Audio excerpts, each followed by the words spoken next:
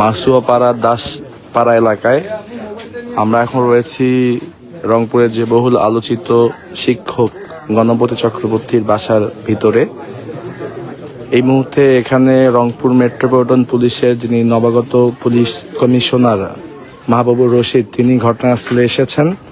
তিনি আসলে গতকাল যোগদান করেই আজ কিন্তু এই যে গণপতি চক্রবর্তী শিক্ষকের বাসায় তিনি ভিতরে প্রবেশ করছেন। তিনি আসলে পুরো ঘটনাস্থলটাই কিন্তু পরিদর্শন করার চেষ্টা যে করবেন। আমরা দেখছি তিনি ভিতরে প্রবেশ করেছেন ইতিমধ্যেই।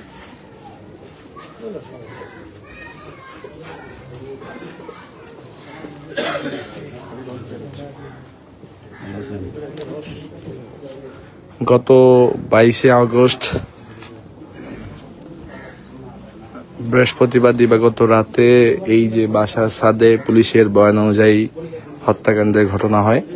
মূলত সেই গণপতি চক্রবর্তীর যে বাড়ি সেটি কিন্তু পরিদর্শন করতে এসেছেন নবাগত পুলিশ কমিশনার।